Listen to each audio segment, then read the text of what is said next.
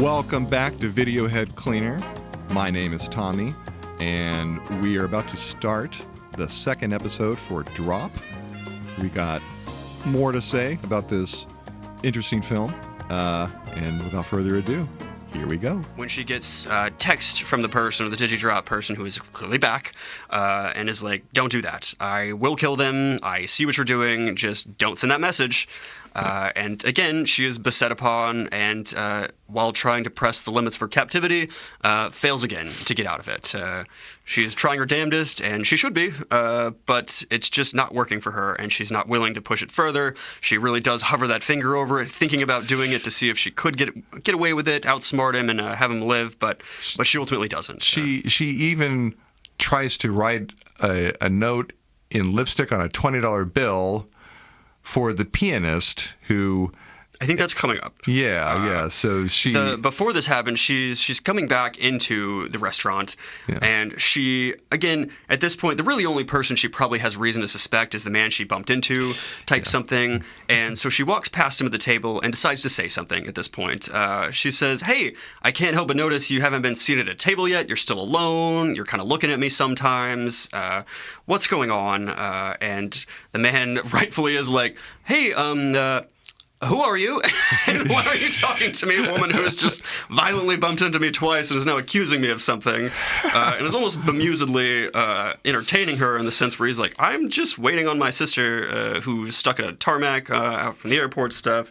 And Violet's just kind of, she doesn't press too hard, I suppose, but she is like... it's the only person at this point that she thinks about. And so while that's happening, the man says, like, "Aren't you on a date?"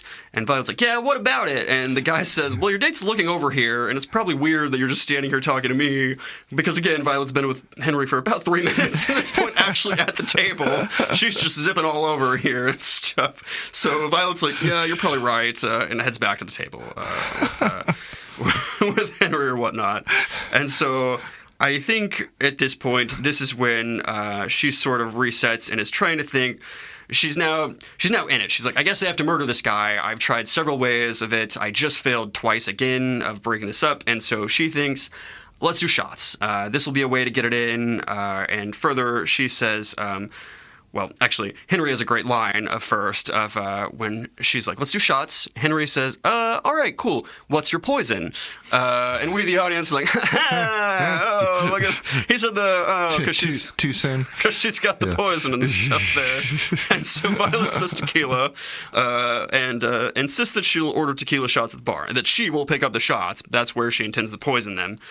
But while getting up, she does dump her purse on the floor, which has the watch spill out of it, which now gives Henry reason to be suspicious of Violet, not just Violet reason to be suspicious of Henry.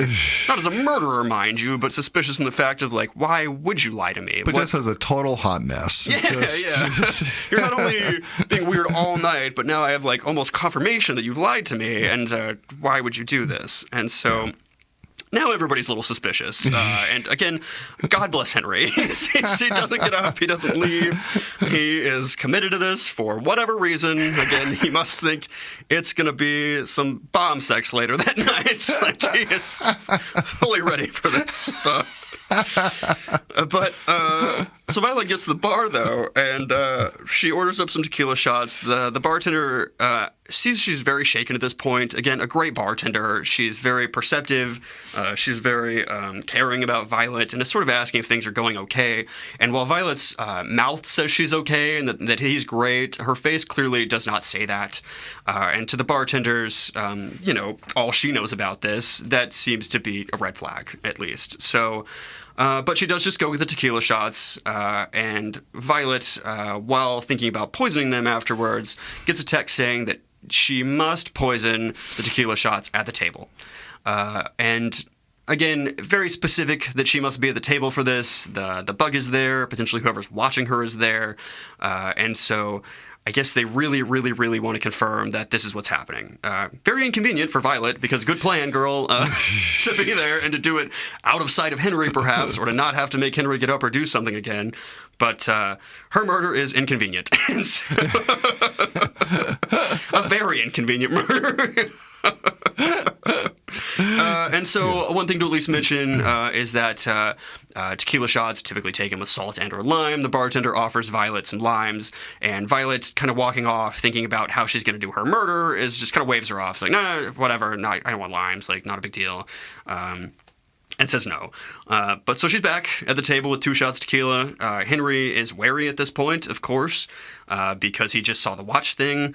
The date has gone terrible. They're about to do shots. Henry kind of protested, frankly. He was like, I'm just going to stick with wine. But Violet was like, let's do shots. Like, it was very much like, come on, Henry, let's do this. Nothing pairs better with red wine, like some tequila shots. Oof, God.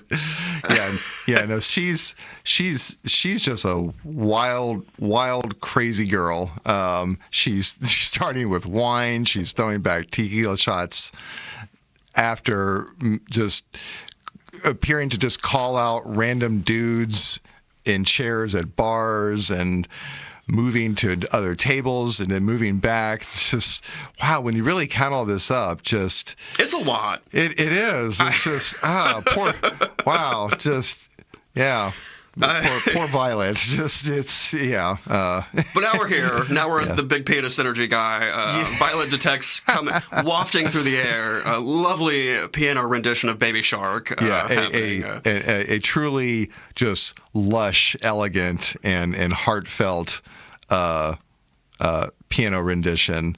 And Violet hears it and feels it immediately, and it really tugs at her heartstrings. You know, it evokes memories of her son, and just kind of snaps her out of the prison, this prison of fear that she is in. And really, it sparks an idea for her. It's kind of a turning point in the film. Just this gesture.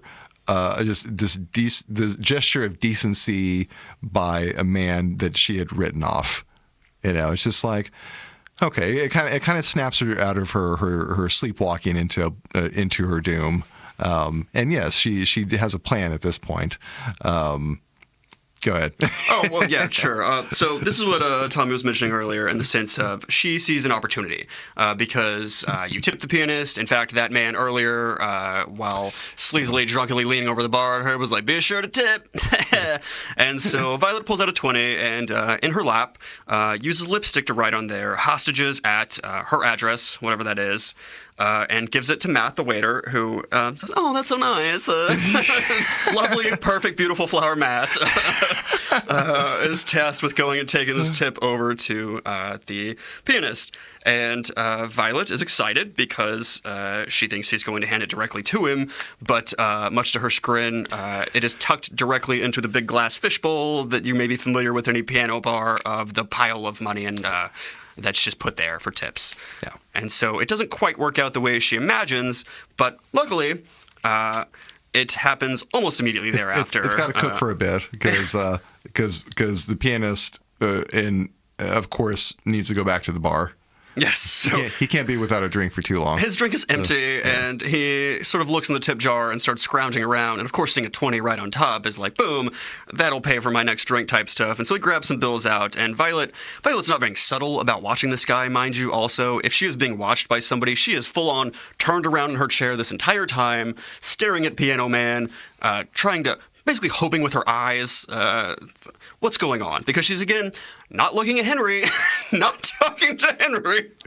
And so she follows this man not only the whole time that she's hoping it comes out, but then afterwards, and then he walks to the bar, and she does see him unfold the $20 bill.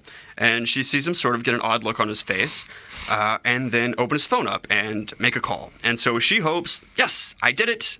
This happens. But that phone call lasts all of about 6 to 8 seconds. It's really not long at all. And then we see next, he does get his drink, and the pianist looks a little rattled, takes it to the piano, and then just chugs his martini. He downs that immediately in a, cinematic gesture of, he needs this drink. He's not okay, perhaps. He appears startled by whatever text message he received. And also whatever was written on the 20. But this also brings up a certain realization or a bit of insight that Violet has had. She has figured out that there might not be cameras on her at the bar. She's suspicious of the reason why she has to add the poison to the shot at her table specifically. And once again, as she watches what transpires at the bar, she then concludes she that plus what happens next, she's able to make a certain critical insight. But what happens next is pretty shocking. The pianist, he downs his drink, he goes back to playing piano, but something's not right. He kind of seizes up. He kind of looks like he's ill or just extremely drunk or both. He tries to get on his feet and staggers. He lurches forward and kind of has to grip onto the piano to stay upright, and then just... And Violet's texted right before this saying, you shouldn't have done that also. And so we get, you shouldn't have done that, followed by this, the pianist immediately looking ill, keeling over, and then falling down to the point that Henry leaves the table, which... hooray! Violet didn't even have to do anything this time to get Henry to leave the table. He's now going over to take care of the pianist.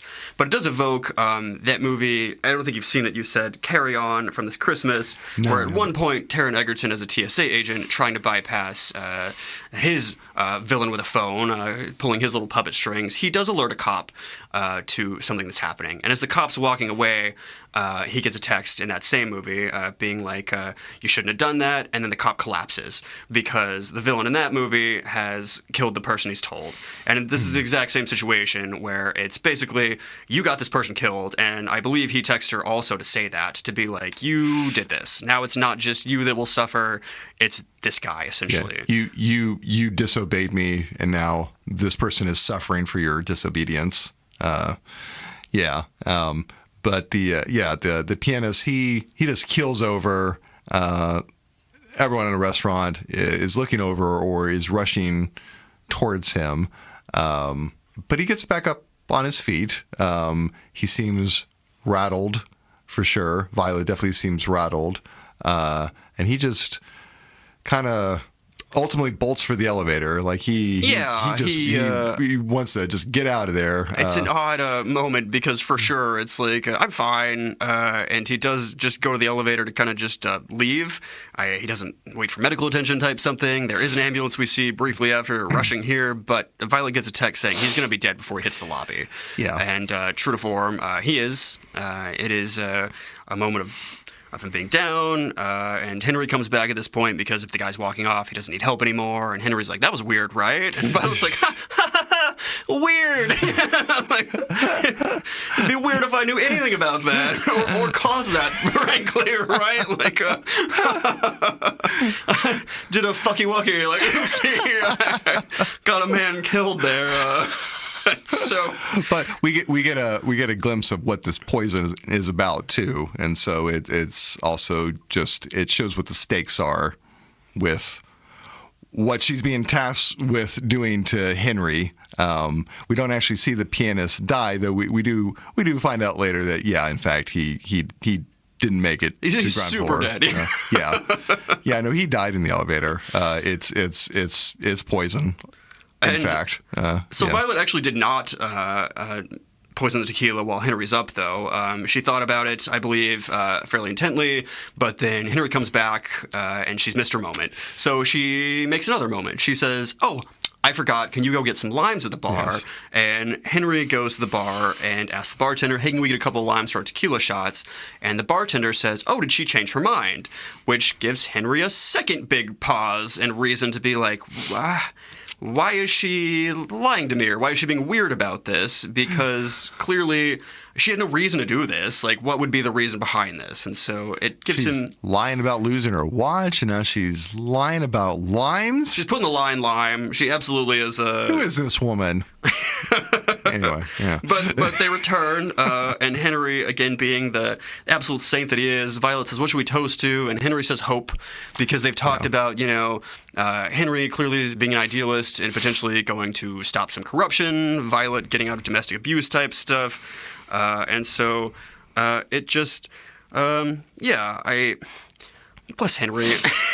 He's just great, frankly. He really is. He's a swell guy, and he's just trying to go with the flow on this with still no clue as just the total insanity around him.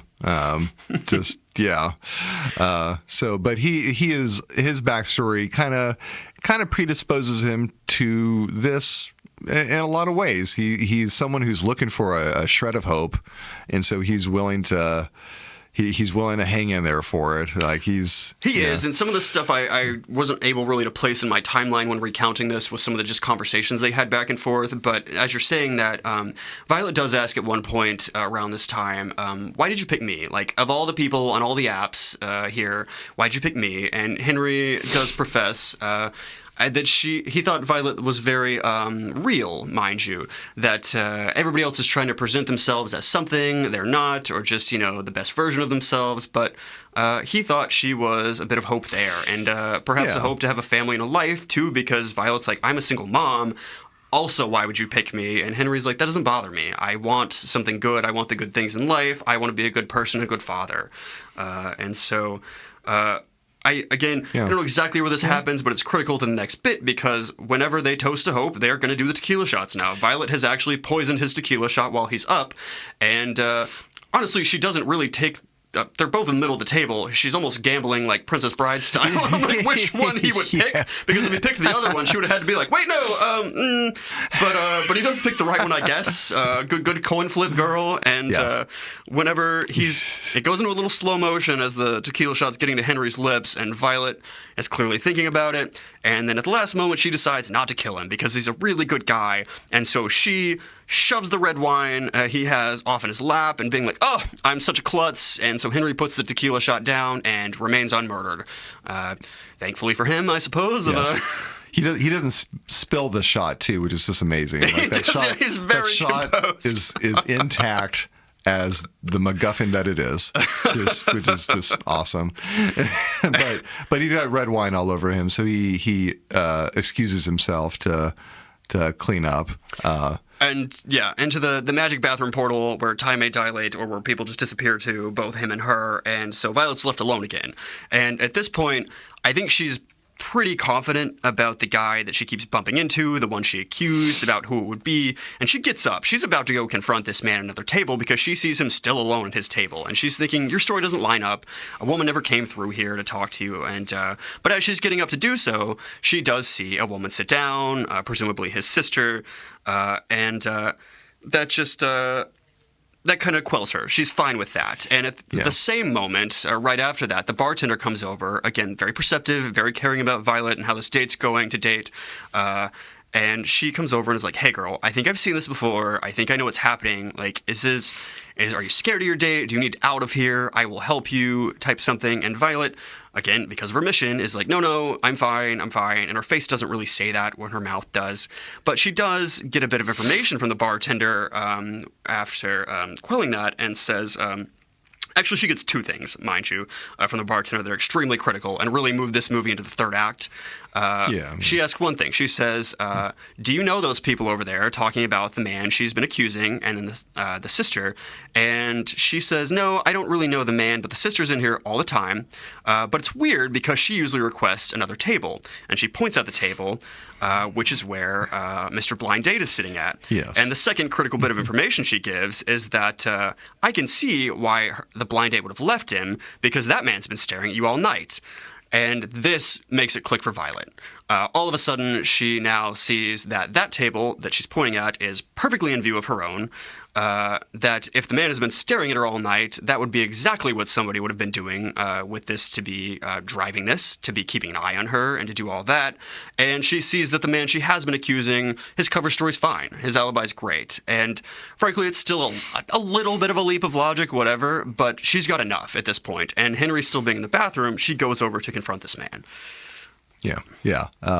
She engages in conversation with him. He's trying to keep his awkward kind of doofus act up, but does address her by name, which is a fatal slip, as Violet realizes that she never actually introduced herself to him. And this, of course, now that his ruse is blown, he reveals himself to be the secret villain this entire time. Absolutely. That's the last piece of the puzzle for her. And she was trying to offer him a tequila shot, the tequila shot, mind you, at that point. But in the doofus way, he played it off like, oh, one drink's enough for me. I couldn't possibly, whatever. And says Violet at that time. And so, yes, that's when she really sits down and is like, okay, what are you doing? Why are you doing this to me? Whatnot. And he kind of unfolds his napkin in a cute little villain way. It's like, oh, I've been caught. Now I'm going to monologue at you. Type situation. We get a villainous exposition as to the brilliance of this plan, its intricacies, its layers and depth, and just the sheer complexity and grandeur of it. We discover that this person, his name's Richard, is in fact a henchman of the mayor. He is in pursuit of Henry, since Henry has discovered things that he should not have. And the masked henchman in Violet's house is working for Richard, and the two of them are doing the mayor's bidding and silencing Henry. And Violet, unfortunately, is their pawn in all of this. And in particular with the cloud of suspicion surrounding her ex-husband, and with her being a psychiatrist who prescribes the drug that is part of this vial of poison, it's a perfect scheme to frame Violet for Henry's murder, and with this cloud of suspicion, just take all attention away from the mayor. Yeah, taking the heat off of this, because he does bring up that Henry's an informant, or Violet says informant. He says rat as a more interesting way. And it should be noted at this point that this man, Richard, is the only one we mentioned that is not an archetype that looks exactly like Violet's ex-husband. And frankly, I think the more I think about it, maybe that's what they were going for, frankly. Wow, damn, now that you say it, you're right. Because he's the one person she wouldn't have suspected, and that isn't quite like the other men in her life, or the men in the experiences that are happening around her type situation. Wow. So something I thought was... Wow, okay. Wow, you just unlocked it, didn't you? That's it. That explains that. They're comical. They're all kind of like, they're like ghosts of her ex-husband, and that's why they all kind of look like him. Wow, yeah. And men that she can't trust, but I mean, she sort of did trust this man just because he was very disarming with, again, how doofy he was, how, shucks, I'm on a blind date type situation. But he is the only, cleanly shaved male character in the film. But he is the villain, actually. In the fun way they kind of set it up. There's a certain tradition of queer coding villains by way of making them look more like women. And in this one subtle way, they kind of do that in this film, right? He's the one non-bearded male character, and in fact, he is the primary villain. I might be reading too much into this. I honestly think it kind of came to me right then, because I did have that rolling over in my head, like, why do these people all look the same type something, even up into our beautiful King Matt, but it makes sense, frankly. I don't know if that's what the director's going for, but if he was, then absolutely he nailed it in that sense of it. That seems like a very compelling explanation of it, Yeah, and so he's still got control of Violet, Richard here, and so he does tell Violet to take one of the tequila shots. It's the unpoisoned one. In this sense, she does. But the man also has sort of been bragging about his dessert showing up and just talking about how he's going to monologue further with this whole dessert situation. Yes. But, and yes, as Tommy mentioned here, he's going to frame her in the sense of it's not that, it's a little flimsy to me in the sense of especially what happened, because it doesn't seem, whenever I think at this point we get the last flashback of her husband and how he actually died, and he definitely shot himself straight up through the chin and the whatever there. And the only really thing that he mentions that casts aspersion on Violet is that her fingerprints were on the gun, which we saw that in the opening scene, but it clearly looks like a suicide, and so it's odd that he's framing her as this Black Widow assassin that is definitely going to take all the heat off of him type something. It's another little bit of a stretch, whatever, but I don't know if this film had the strongest writing, and this is one of the ways that one of the reasons why I wonder, because it's such a complicated setup for why this suspicion would work, and yeah, like you point out, it seems a little flimsy, it seems a little thin, and it's not like it couldn't be plausible, but yeah, they don't do anything to set this up in the film at all, and it's like it's kind of a big thing. It's kind of complicated, and it's just there's just no groundwork laid for it. Not really. I don't know. It could have been a lot. Yeah, he could have died in a different way that didn't quite implicate like suicide so much as to cast further aspersion on Violet, or we could have perhaps seen a news story or something like just from the past or leading up to things being like woman under suspicion of murdering husband. But they take such time and care in unpeeling these layers that they almost did themselves a disservice by not showing us something that would have. It's like the film needed 10 more minutes at the beginning where they just have all that. Like all that world building. And maybe they did. Maybe it got cut in editing because then we would have learned that she moved to Chicago because she was assumed to be a murderous Black Widow. Because we mentioned that they barely touch on that for a little bit. Yeah, escape the suspicion. Yeah. And it is a lean, 90-ish minutes, maybe 80-something movie. So I don't know. I think it could have used at least another scene or so about that for sure. Because to the viewer here, it seems a little flimsy. One of those uncommon instances where you remark, this could have been longer. Actually. Maybe it could have been. And so he continues monologuing to a point. He does talk about how they deleted all the photos off of the server, the mayor's server, and the loose end here was the SD card. And so that's why he needed Violet to do that. He brags about he's playing chess. He's at least 2 steps ahead of Violet, which is kind of a funny number. I thought he was going to say, I'm 9 steps ahead, but he chose 2. Something. And I'm 2 steps ahead while you're playing Yahtzee. He's such a smug bastard, but he's about to get some Yahtzee, some serious Yahtzee, because unbeknownst to him, while he's just waxing insane and villainous, Violet, as we discover, still has. Well, Henry shows back up at this point, and so we'll get to that. I know exactly what you're going to say in that regard. But Henry shows back up, and once again, Violet is at another person's table talking to a strange man. So Henry's just left being like, "What the fuck, Violet? Like, are you serious?" That is right. Like, what is the count on this? Like, so, like, she's just calling out someone, some random dude, and now she's at another guy's table calling him out. And she's talked to most people in the restaurant that are not Henry. She's with the hostess, the bartender, these various patrons, mind you. Wow. Jeez.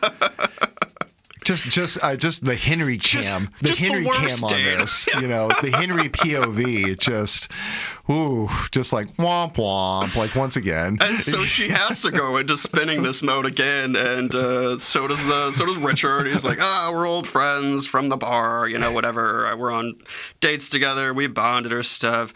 And Violet's being very sweet and consoling me that Diane left, that Diane called me a big bitch or whatever happened on the way out. Like, I forget exactly what happened, but he, having seen and being our villain here, saw that Violet poisoned the shot earlier and offers Henry the shot.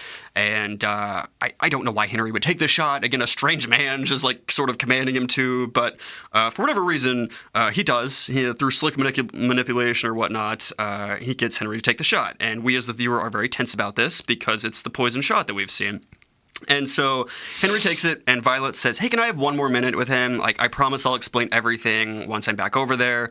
And Henry, obviously not having had his lines crossed yet, is like, "What's 1 more minute, I guess?" And so goes back to the table alone without a date again. He's got some sunk cost fallacy going on, perhaps, but he's a trooper. And for a penny, for a pound. And so Henry goes back to the window table, and the villain calls the assassin at the house, Mr. Baklava, to say, like, a balaclava. Baklava's a pastry. I'm so sorry. No, it's Mr. Baklava now. Yeah, that's frankly, his he's name. been alone for a while with a knocked out woman and a child that, again, is probably playing Lego, so he could be having baklavas. I don't know. He's eating something. Yeah. He's definitely raiding Violet's fridge at this point. Feet up, I'm sure. But But Richard calls him and is like, hey, he took the shot or the poison type something. This will potentially be over soon. Which, again, I don't really know why he did, because he hasn't seen Henry keel over. He's just like giving this person information to a point. But he starts to, as we said, he's got a dessert now, his panna cotta, and he's eating it while gloating and sort of waiting for Henry to die. He's like, I've won. I'm giving you the I've won villain speech to Violet here. Yeah. And Violet doesn't really seem that broken up about it or shaken, and we come to find out why. She seems very unhurried. She's having an emotional flashback, and she's just kind of feeling her emotional self unhurried as she recalls the various makeup dates that her abusive ex-husband would take her on, and in particular, ending frequently with a panna cotta dessert that this villainous Richard is now gloating over. But we find out why Violet is not all that in a hurry. What we thought was her spiking Henry's shot with the poison, it turns out to be a ruse. She still got it. Yeah, she has it with her. Or not now, but she did. And in the midst of Richard's gloating and Henry showing up to distract, she manages to dose the panna cotta with the poison, unbeknownst to Richard, who has just been chomping into it this entire time. And Violet almost can't help herself from this because, frankly, again, we saw the poison work real quickly on Big Penis. And she can't help herself to the point that because she was taunted earlier by saying she was playing Yahtzee, she sort of divulges this information too quickly and is like, Yahtzee, bitch. Yeah. And the man looks down at his panna cotta and realizes what's happened. So he's definitely not dead at this moment, and we find out he has a gun tucked in his pocket. And so he yells out, bitch, and then pulls out said gun to kill Violet as he now, Yeah, so the mask is violently torn off. All bets are off. He whips out a gun, and he is now just in full-on demon mode. Because he's not long for this world, he might as well take her out with him or whoever else in his thing. So and Violet has crossed him. He has been her abusive captor this entire time, and she has whipped around and punched her abuser square in the face. And he is reeling and furious at being played by his captive and victim, and is now on the rampage. He's whipping his gun out. He is firing. He is attacking people. He's making a rampage towards Violet. Just a big old scene. And so he does try to shoot Violet because they're sitting across the table from each other. It's almost a shot he can't miss, but at the last second, Henry, somehow, from halfway across the restaurant, has made it over here, probably to ask, hey, it's been a minute, where the fuck are you, Violet? Are you going to be back anytime soon? Like, I thought we were on a date. But as this is happening, and he's about to tap Violet on the shoulder and be like, I'm going to head out, actually, Richard pulls out the gun, and so he pulls Violet to the side or sort of shoves her out of the way and gets himself shot in this case.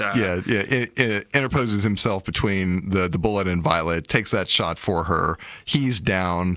Violet is safe for just a moment, but Richard is once again closing in. And he's about to shoot her again. He's got her dead to rights again. Yeah. But one of the other heroes of this film, Miss Female Bartender, who was going to save her from her date earlier, comes up and hits him in the wrist with a platter of some kind or something, like knocking it out. So she... Kara, the bartender. Kara. We would be remiss if we did not name. I honestly don't know if her name is said the entire film. I love that she has a name for her, but that's spectacular for Kara. I'm trying to remember if her name is actually yeah, It could be it's our not, name tag, maybe. That's probably the one place we would have heard it, but nobody addresses this woman by name. She's the bartender. She's Unfortunately, Matt, the waiter, pulls a lot of focus from the other staff. He absolutely does. For sure. He's the key staff member in that regard. Who we later find, just to jump even slightly ahead, hiding under a table during this chaos. Matt King has dissevered his self-preservation instinct and immediately hides under the table.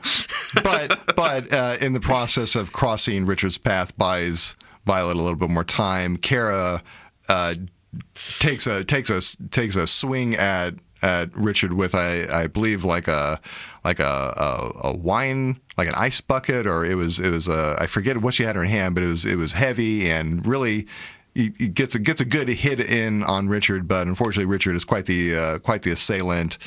Grabs her and just stabs her right in the just back. Flings her into something and then stabs her in the back with a knife. And she really gets it. Unfortunately, is not dead. She's definitely down for the count, though. So all the allies that Violet has made over the course of this film, they contribute something to her survival. And at this point, he again he's going to die any moment. He's defeated all the allies Violet had, like you've said, and he's got the gun back and he's standing over Violet. He makes the phone call to say to the assassin, Mr. Pastryman, wearing a mask, that go ahead and kill the family because she's not done her task. I'm going to die. He doesn't necessarily say that, but he's like, just kill him.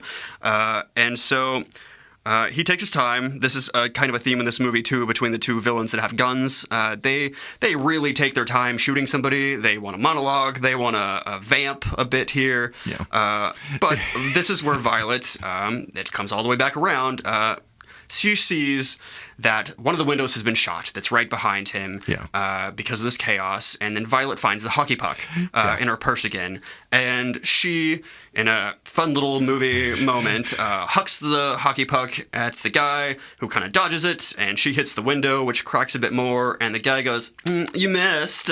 And she goes, no, I didn't. And then... in a twist of physics, I genuinely would need some of you to confirm. Write in if you know this or not. But the window bursts open, and even though the tower didn't seem that tall, a massive air pressure just sucks him out the window. Yeah, this if we could get any physicists or engineers or just whoever can confirm whether or not this would happen. I gotta say, this makes me very nervous about rooftop restaurants now. I didn't think that this was a possibility. This can happen. And now if it is, then hell no, absolutely not. Or especially the window tables. Oh no! Nope.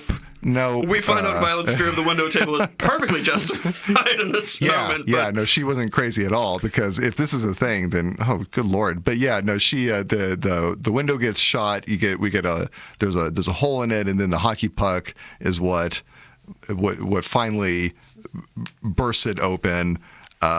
Richard gets sucked out in some grand divine justice. Gets his drop, and. He does. Lands and splats. Lands on the pallet sign, too, the restaurant sign, which explodes gloriously. Yes. It's a satisfying death, if nothing else. And Michael Bay was a producer. This might be the one explosion in the movie, so he probably had a hand in it. I was shocked to see his name there, because it doesn't really have a lot of Michael Bay fingerprints, but he got a glorious death scene and an explosion. So it's good for him. It's a really, really calm, restrained film. By Michael Bay standards. By Michael Bay standard, nary a transformer to be seen. There were no missiles at all. Which, hey, no one trying to blow up an asteroid or anything. So there you go. And so, but this also sucks Violet out, and this is another big trailer scene where we see Violet sort of being sucked out towards a window where she's hanging on for dear life. She manages to grab hold of a jacket, maybe her jacket. I honestly couldn't tell you, but it is hanging on by a thread and is sort of tearing as she's putting her whole body weight on it and is about to fall down to her doom. In fact, it completely tears, but at the last moment, Blessed Henry, saint of all saints, reaches down and grabs her, which I don't even know what he's grabbing onto. I don't know that I would have grabbed a falling, like, 200-pound anything that's, like, already down there, because I also would have been sucked out the window. Maybe that speaks to my upper body strength or something. But in classic Hollywood fashion, he just one fist grabs and has both the jacket and Violet, and then pulls her up, really with no effort. There's no scrabbling, no second person to sort of anchor Henry or something. This is where we discover that Violet maybe weighs 20 pounds. That she might have bird bones, and they're hollow and they don't weigh anything, because I mean, Henry's a strapping guy, but it's just, again, if we could have someone call and confirm, when's the last time that you just hoisted an adult woman one-handed, like one-armed up with a gunshot wound? Henry has been fully shot in the torso at this point. Let me know if is that plausible? It seems like he might have some sore muscles from his gunshot wound too. Exactly. Just if someone could shed some light on this. And immediately that's the next thing we're worried about, because as soon as Violet's upstairs at the restaurant, she's taking care of Henry's grievous gunshot wound and is like, keep pressure on this. So like Violet, to her credit, she is mindful. She tends to Henry. She finds Kara, tends to him, tends to her. Kara. Oh my God, this is so pathetic. She just feebly raises her hand in a "I'm not dead" kind of gesture. Hey, when you get a moment, you can also come over here. I'm not dead yet. Please help. And this is when Matt pops out from under the table at some point too, and another fun moment of levity. He's great at all these heavy moments, just popping out and being Matt. But just shout out to bartender Kara, because she really, she's a real one for sure. She really gets at every turn. But she survives. Was this, but survives. So yeah.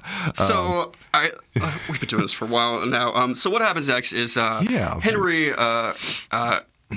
Kind of dying, but immediately sort of understands what might need to happen next in the situation, because he presumably heard Richard call and be like, hey, kill the family. And so Violet, because without a lot of context, I say that because Violet immediately starts saying things without her own context, being like, keys, where are your keys? And Henry's probably thinking like, I'm dying, but my keys, like, you want to leave? Okay, great. You've left me all night, probably, so why not leave me again, if we're really being honest with what a normal person might think in this case. But he gets it. He's like, oh, you have to go race home, and Violet gives him she keeps her phone, but I think she hands Henry his phone and be like, call for help. I have to go do a thing now. Yeah, she is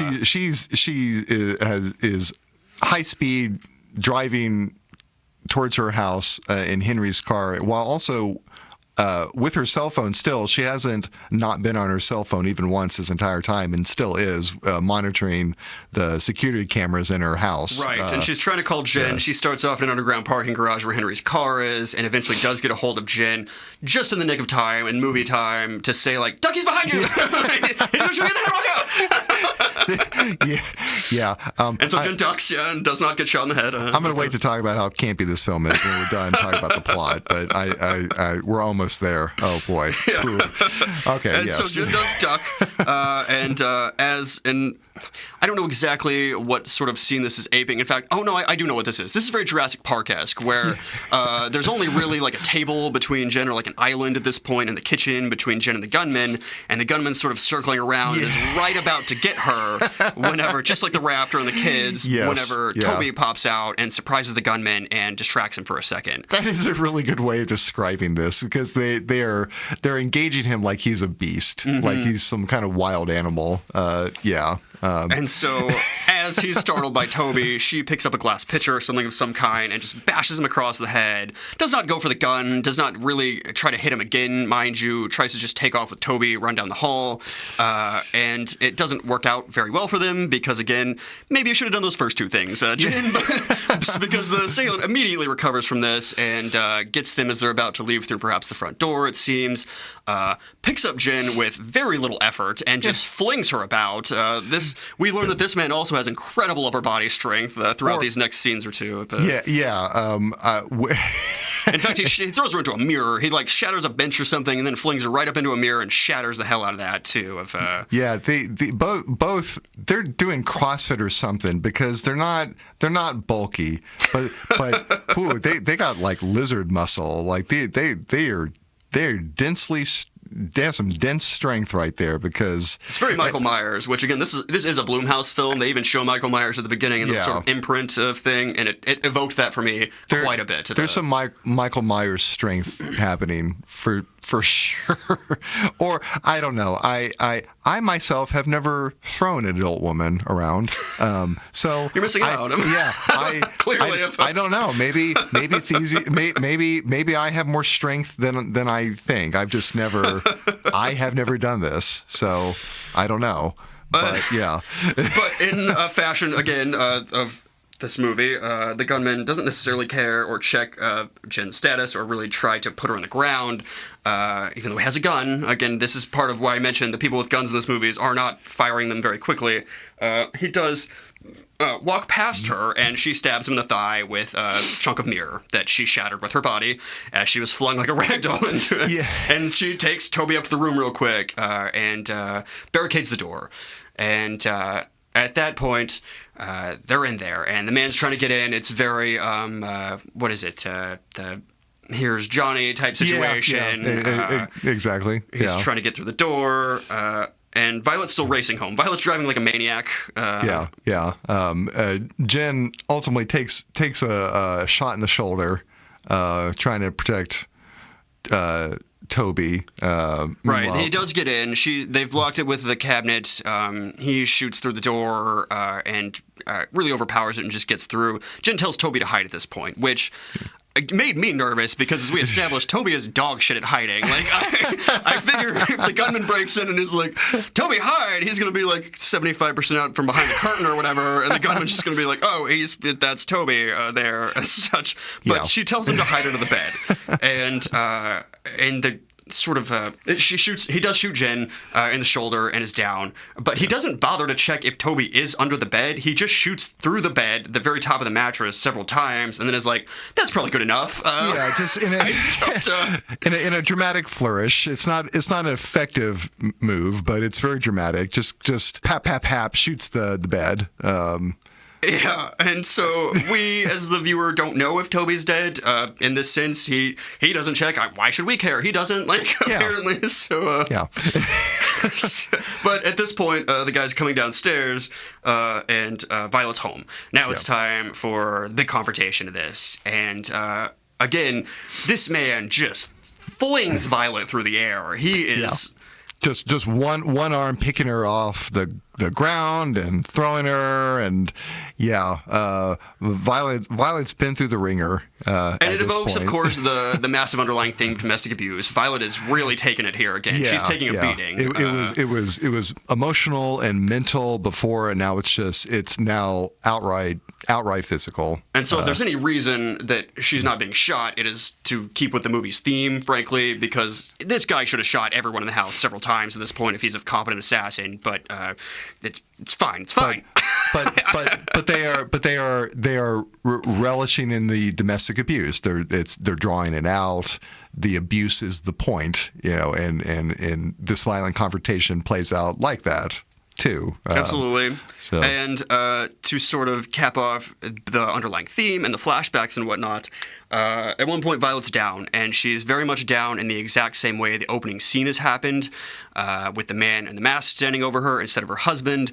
And he does take off his mask at this point to reveal that he is the meter reading guy. But I swear to God, this did not read to me as the meter guy, because it's another brown-haired bearded man that I was not sure who this was. It took some discussion after the movie ended for us to realize, wait a second, this is the meter reader.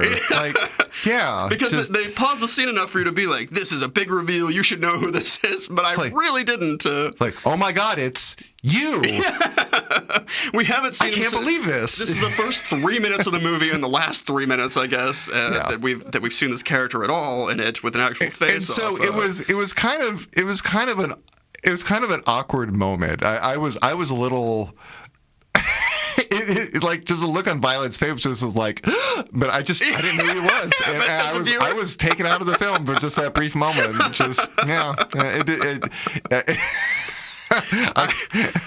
Your view may vary, or mileage may vary there or something, but for sure I did not know who this person was, and the impact did not hit for the shot for me. But it's...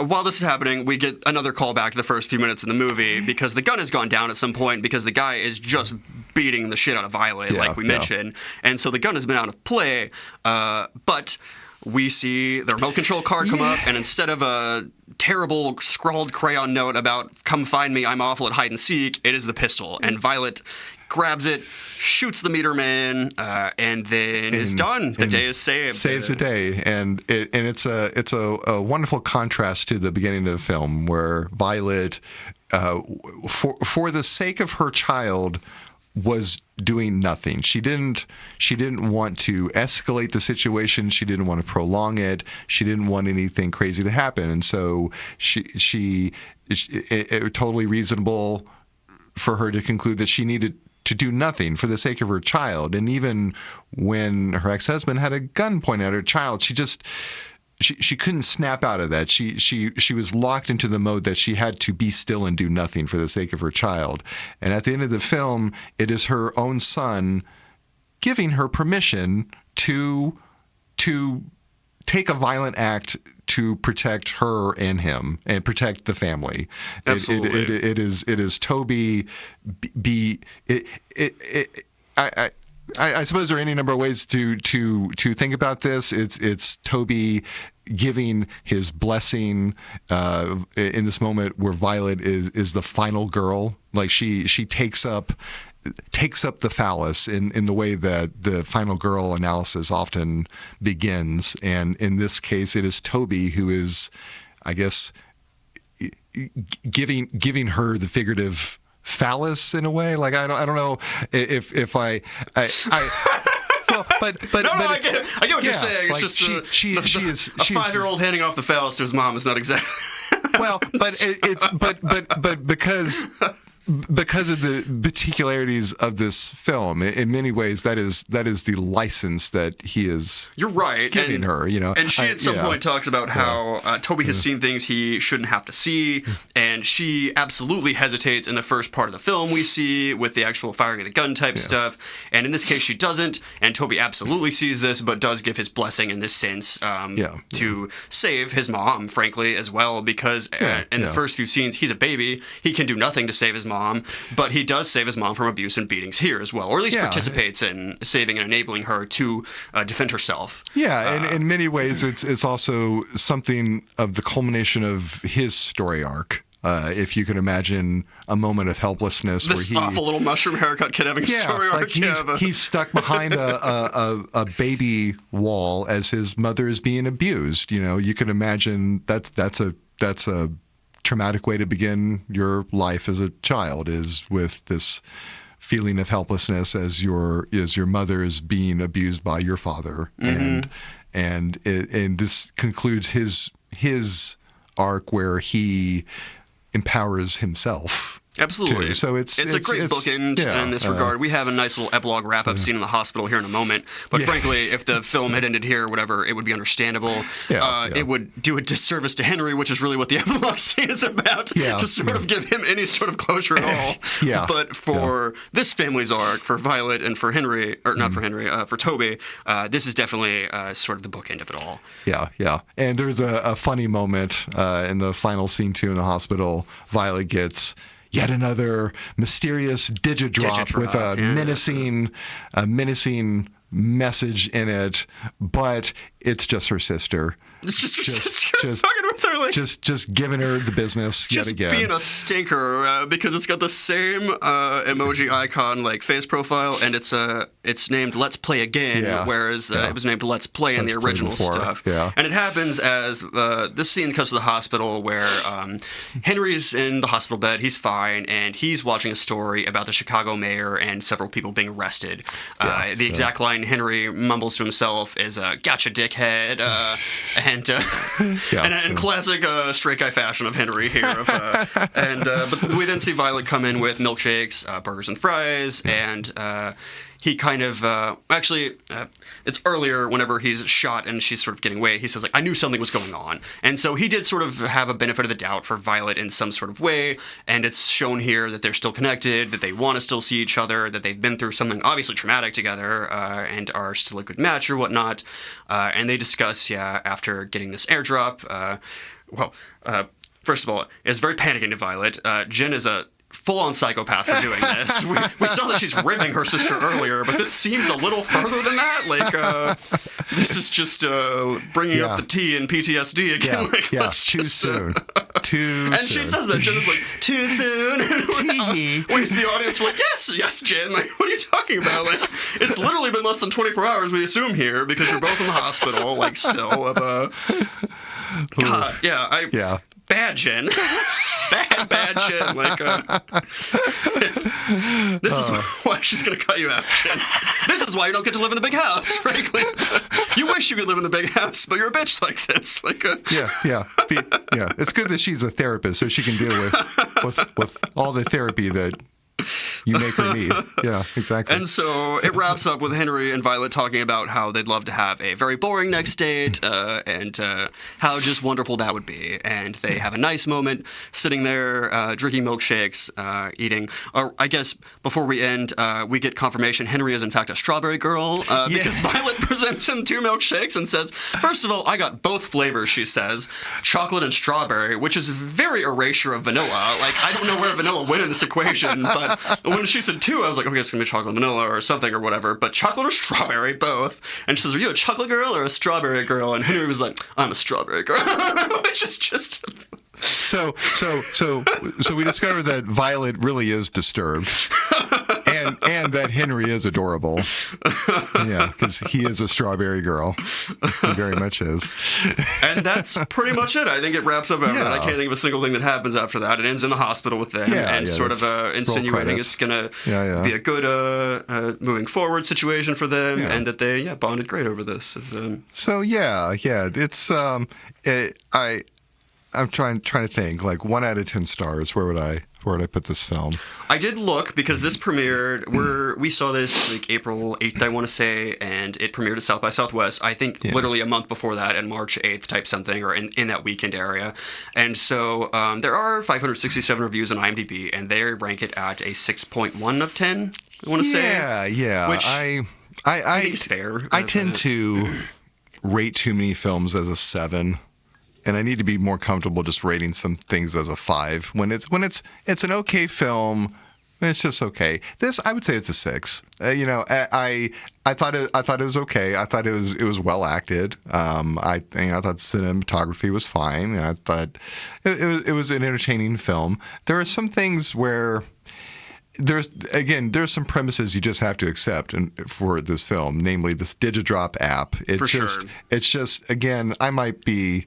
Maybe I'm just too paranoid and sensitive about this, but it's just what a security nightmare. And I just have a lot of trouble believing that so many people, or really anyone, would just have this by default, at least, where you don't know your name and your pictures on it, for sure. And where you can just drop memes on you like that. Again, I don't know. Like, am I portraying my age with this? I don't know. I couldn't imagine having something like this. But what you kids out there, like, let us know. Would you walk around with AirDrop just on, where someone could just drop a meme on your phone? So this is, let us know. I guess, a good time to call out that there is actual inspiration for this movie. One of the producers of this film, Cameron Fuller, I believe, was out to dinner with his girlfriend, Olivia Swee. If you know who that is, I believe she participated in Smosh TV stuff. But they had a real-life experience being out at dinner, and somebody just kept airdropping them Shrek memes, and they literally did not find out who did this to them or what was happening the whole night. And then they brought it back to the 2 writers and essentially were like, we have a premise. Please, we need you to do this. Yeah. They said this is a great premise for a movie. They approached the writers Chris Roach and Gillian Jacobs and said, here's the threadbare idea, go. And so this movie was based on a true story, sort of, in a much different fashion, of course. Yeah. Okay. So I guess it could happen. Okay. Sure. Yeah, this has happened in real life. I'm too curmudgeon-y. It's me. So, okay. Yeah, you can't just leave airdrop unprotected in that case, though. Yeah, for this reason, you never know. Geez, some nut job's going to start bedeviling you with memes. But I think you're right in the sense of like there was just bits of weak writing here and there or something, or just something that didn't quite elevate it. Like in the trailer, or from the trailer to the movie, I expected more kind of mystery vibes in the sense of Violet perhaps trying to figure out who's who in a sense of like perhaps gathering a little bit of information here on one character, a little bit of information here. But all she has is one character she sort of accuses, and then ultimately within about a span of 10 seconds puts together who it is, and then goes and confronts him. There wasn't a lot of like build up and or satisfaction for me in that. I agree. Some more intricacy about the setup, like we get a taste of it, but just again, maybe that was the film I was expecting too, where it was going to be more, like there would be clues and she'd be deducing things more, and there were no clues, and there kind of is, but it's not the main focus of the film. Like it's half this and then half her backstory and the emotional introspection and whatnot, which I don't necessarily disagree with. It makes it a different film, and I think perhaps for the best. Really, I thought that was a good element, right? The setup that she finds herself trapped in, it very much tracks the contours and dynamics of captivity and domestic abuse. And being trapped for sure in something like that. Because obviously we've brought up several times, but domestic abuse is the main theme. And not necessarily even violent abuse, because there's a lot of mental manipulation here. And even her psychiatry patient at the beginning wasn't necessarily insinuated to be in a domestic abuse relationship, but she was called worthless. Well, not a physical abuse. Sorry. I don't mean to... clearly an emotional abuse setup. Mental as well as physical abuse is a better way to say that. Because when she's talking about how she's not worthless, how she took this, and how the mental abuse Violet's taking is having to be trapped in this situation where awful things are happening to her without being able to share it with anybody. Yeah, she has Henry for a moment, and then she doesn't. Yeah, and she has no lifeline. The people who she could reach out to, she can't trust, or she can't trust herself, or she's just outright afraid of punishment and reprisal by her abuser and captor. Just as that plays out domestically, it played out in this cat and mouse game that she became enmeshed in. I like that setup, and I like how it corresponded to and interacted with that metaphor. I thought that was good. I guess I would have liked to seen that plus something more of Violet's interaction with the setup, again, like what we're talking about, like deduction and clues and something like that. I don't know. Maybe, are we asking too much? Or are we asking for the film to be something it's not? But anyway. I suppose. And I do want to get to at least some of the quotes from the director then, because I'm always interested, frankly, in what they have to say about their own film. And one of those things is it was probably really hard to keep track of things and to sort of...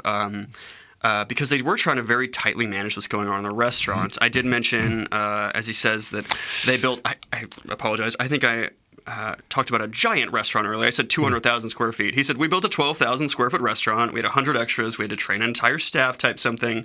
But to go ahead in this quote thing, he's talking, he said, also we had to manage continuity. Who's getting up? Who's getting what table's being seated? What table's done? What course are they on? Every single table had to be mapped out. And there were giant graphs and charts and all kinds of crazy shit that were done. So they're very tightly thinking about this. And he says on a rewatch that things would probably be seen that weren't seen. And I don't disbelieve him. Frankly, I bet there's more to pick up there. I just to hear the description of that setup, I just didn't feel it.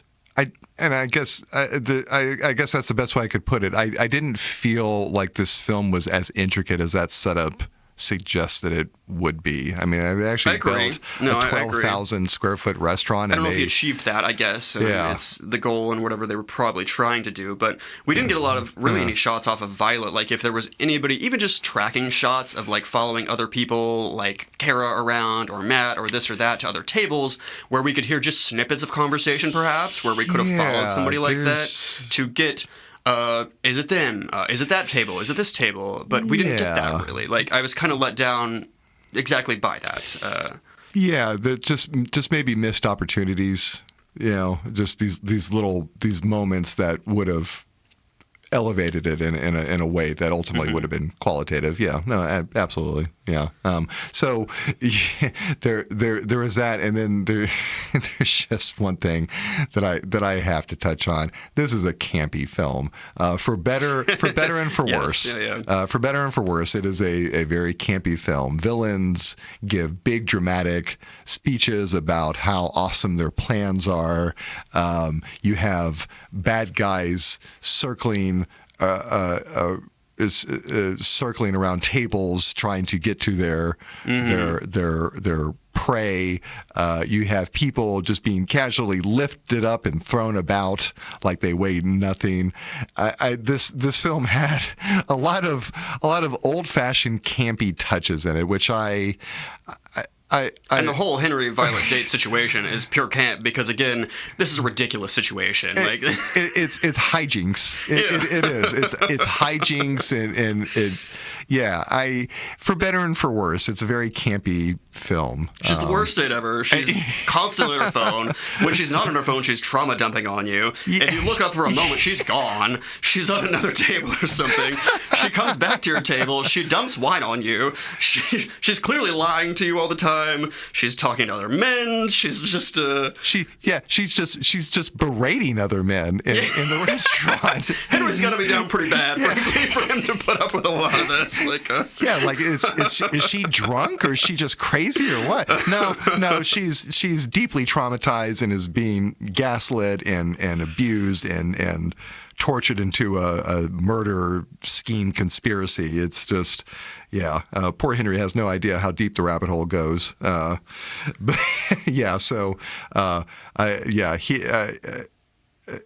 of the film, I would definitely say. Well, I mean, okay, hero of the film is Violet, but her hero definitely Henry. Maybe Henry is the hero, whereas Violet is definitely the protagonist and ultimate heroine. For sure. And I mean, like, they do a good job, as we mentioned several times, potentially casting aspersions on Henry, as there were, whether justified or not, on all of these brown-haired, bearded men that, as we mentioned, are archetypes, because correctly laid upon Meter Man, for instance, incorrectly laid upon guy that she keeps bumping into and harassing all night, incorrectly on Henry. Matt really never had had the pianist who she thinks is a total jerk. The pianist, absolutely. And kind of is, but is ultimately a good guy. Kind of, laid upon him in ways that are a bit correct there. But, so she's haunted by the specter and apparition of her ex, and with great difficulty, the specter is dispelled, but it takes some great struggle, for sure. But yeah, I overall liked the film. It was entertaining. It had some depth to it, So there was some layers, So I'm going to call out real quick just a few things about the cast and the director in this sense. I will say first, the director, since this is a podcast done by the gays, he is a gay director. His name is Christopher Landon. This is his 11th director credit. He's largely done to date a lot of horror. He done both a bit of directing on the Paranormal Activity series, and he wrote several of them. He did Happy Death Day, both of those movies. He also does have just a lot of writer's credits, and the one that jumped out at me is probably my favorite movie of not only the year but the last few years, is he wrote Hard Eyes, which I think is spectacular. Okay, I'm sure we'll circle back to that, but I was both stunned to find that he did that and was delighted, frankly. We should maybe have an episode on Hard Eyes. Great film. you haven't Absolutely. seen it, I would recommend you see that. Yeah, wholeheartedly. Wholeheartedly, Italy. we were very, very pleasantly surprised at how good that film was. So when you talk about camp too, that film is absolute camp, and it's wonderful. Yeah, absolutely. Cast stuff real quick. The main character actress, she's really not done a lot of like main character something. Like she's done a lot of TV film, but the biggest one that you may know her as, Megan Fahey, is that she was recently on White Lotus season 2 as Daphne, as the blonde counterpart to her tall, hunky, brown-haired husband, who was the couple that was with Aubrey Plaza and her Asian boyfriends throughout that one. And she was delightfully ditzy and lovely in that, and did an incredible job, frankly. So this was a very different, more downtrodden, sullen character for sure. But that was great. The Henry guy, this giant hunk of a man, one of his biggest claims to date, 'cause he has the exact same number of acting credits, 30, as Megan, but he played Burt Reynolds in a miniseries on TV, The Offer, if you've seen that. And then I guess I just should call out the actress that did play Jen. Her real name is Violet. So I stayed very clear not to refer to Jen by her actress's name in this, because that would have thrown me very much so. So, and her probably biggest thing was she played Jessie Quick on CW's The Flash in some of those later seasons. I know I fell off on that. I don't know if you guys did, but then Richard, the villain, played by Reed Diamond. You very likely have seen him on TV. He's got an extensive TV filmography, TVography, as it were. I recognize some of these shows that he's been on, but yeah, he's been around. He's a long-going TV actor. And then I already called out Jeffrey Self playing Matt. He's fantastic. Yes, he's great in Search Party. He is just a delight, especially in the last season of that. But dovetailing all the way back around to that and to a potential segment we're doing here, and the gayest part of the film, the straightest part of the film, Matt absolutely stands out to me as the gayest part of the film. I know that's obvious and perhaps unfair. And again, he's never openly stated to be gay, but honey,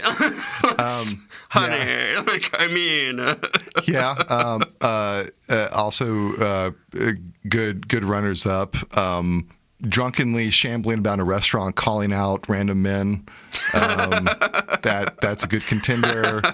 Yes, being very loose with the man you're talking to that night while on a date. Sticking with a hot mess because God damn it, you just need some, we've like for sure. And Christopher Lano as a director again. So so there's some queer presence. I wouldn't call it a gay movie, or I mean, frankly, this would not fall under queer cinema, mind you. But the fact is, it has a few little gays thrown in here and there, and then critical parts of it. So, the straightest part of the film, I would say, would be Henry's voice. Because again, it's like rubbing two rocks together. I was gonna pick Henry's outfit. Yeah. So there you go. There, just his entire vibe. Just his entire vibe. You just watch the film, you'll know exactly what I mean. He's extremely masculine, and we don't say this ever to be mean. We love the straights. We love straights. We came from straights. That's how gays come into the world. Frankly, we need you. But they're definitely. He was definitely given some directorial cues about be a man.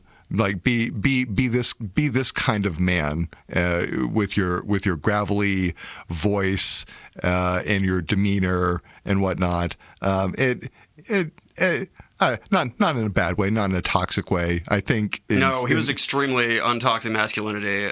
He was patient while being a giant man. Almost to a fault. He's like, is this guy for real? Like, it's like almost unbelievable. But just barely not over the edge. Like you can believe that he's a good guy without being like he's not smarmy or Marty anything, Sue or unbelievable. Like it's And then Violet, Megan Megan Fahey. Mm-hmm. I thought she did a good job. I liked her. I liked her in White Lotus. That character,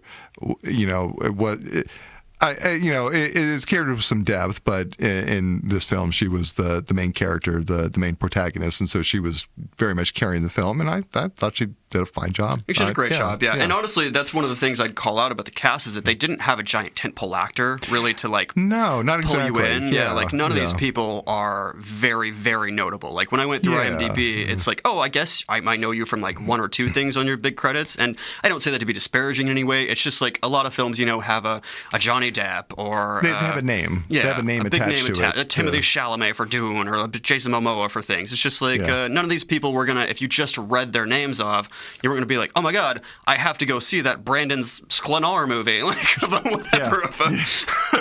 Yeah. Exactly. Which again, no shade to Brandon. He did great. Give it time, but yeah. So, all right. And I just want to make one more shout out. There was a moment in the film where Violet, the main character, is reaching out for help through the National Domestic Violence Hotline. So I just want to make a shout out for that. It is a valuable resource if you need it. Their number is 1-800-799-7233. Again, just a shout out to a good organization, and it was featured in the film. For sure. No, I think that's a great call out. They highlighted the fact that if you need help, it's there. It's got immediate access, and it's a very good resource in that way, the way things like the Trevor Project or certain other things are for immediate chat or for reaching out. And if you need help, I know it can be hard to do it, but it's... do it if you need to, and if it's going to protect you and make you safe. That's about all we have for this. I will say I don't think we've picked out our next movie quite yet. We will have, we mentioned last time, contact info up. We will probably read out viewer letters at some point when we have, or listeners, mind you, when we have listeners. So if you write in, you might be the first, and you'll probably have a great chance of getting your letter on the air. So we will try to have a list sort of upcoming for that so that you can know what to write in about, because otherwise it would be general and vague. So you can share your own opinions on stuff. Because to date, we have done 2 fairly new movies. We will not always be doing that. And so when we have some older films on deck, of course, feel free to share your opinions, and we'll... read them out if we have the space, the time, and if they're good letters. Any questions? Any comments? Anything that we got wrong? If you disagree with our analysis, if you can answer the question about rooftop restaurants, just please let us know. This will haunt us. Yeah, exactly. But as always, thank you for listening. We appreciate each and every listen because, it's just good stuff. We do this for fun and whatnot. We'll see if it turns into anything, frankly. And we appreciate you being along for the ride and whatever this turns into. Exactly. So. This has been Video Head Cleaner. My name is Tommy. I'm Kyle. And catch us next time.